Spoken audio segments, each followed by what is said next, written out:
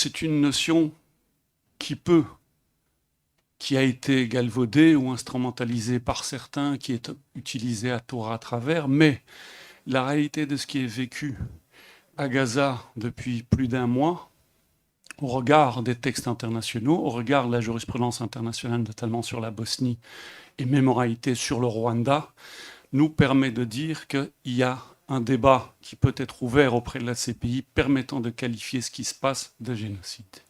Dans les reconnaissances de génocide qui existent de par la jurisprudence internationale, le plus difficile à démontrer, c'est l'intentionnalité. Ça veut dire qu'il faut qu'il y ait des meurtres de masse, il faut qu'il y ait des crimes, mais il faut démontrer que les auteurs aient eu l'intention de mettre fin à tout ou une partie du groupe, donc ce qu'on appelle l'intentionnalité. Parce que publiquement, ils l'affirment. C'est-à-dire, il ne doit rien rester de Gaza.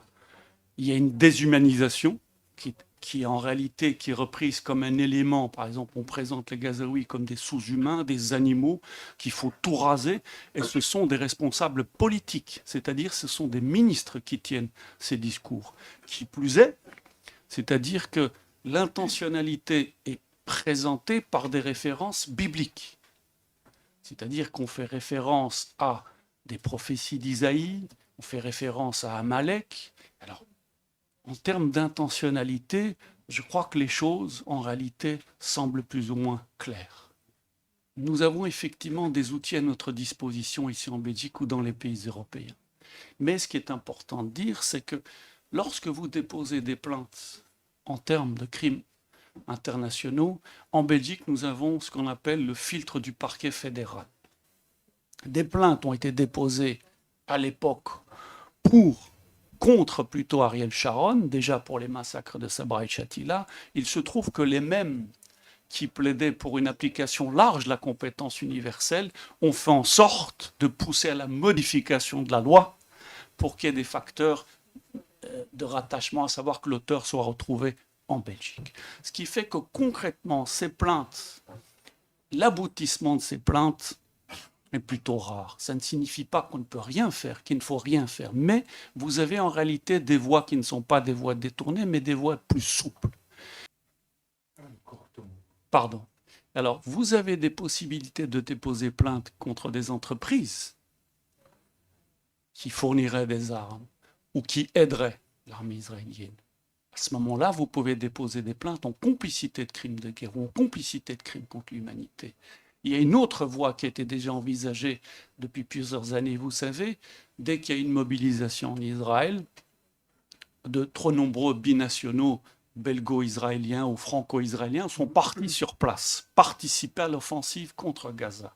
Alors, il est possible, en retrouvant la liste de ceux qui ont participé à l'offensive, de déposer des actions. On ne vise pas à ce moment-là des responsables politiques qui disposent d'immunité et qui ne peuvent pas être poursuivis tant qu'ils sont au pouvoir, mais étant de nationalité également belge, il est possible techniquement de déposer des plaintes à leur égard. Ce sont des choses qui existent. Et une dernière voie, je vais terminer sur cela, parce que lorsque vous déposez des plaintes en termes de crimes internationaux, je vous ai dit, il y a un parcours qui est parfois aléatoire, qui dépend naturellement de considérations et d'opportunités politiques. En revanche, il y a des choses plus souples. Par exemple, vous pouvez déposer plainte en droit pénal pur. Je vais vous donner quelques pistes. C'est-à-dire que si vous avez une société qui collabore sur place ou qui a aidé l'armée israélienne, pour éviter de passer par le trajet laborieux d'une plainte en crime international, il est possible de déposer quelque chose en blanchiment ou recel de crimes de guerre. Le blanchiment, par exemple, une société qui tirerait profit de son activité avec l'armée, eh bien, crime de guerre, crime contre l'humanité, l'argent qui serait issu de cette activité peut constituer du blanchiment si elle est réinvestie dans les circuits ici.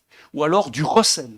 C'est plus souple, techniquement, c'est parfaitement faisable et ça vous évite de passer par le filtre du parquet fédéral qui peut, lui, lorsque vous déposez une plainte pour crime de guerre ou crime contre l'humanité, considérer que cette plainte n'est pas recevable.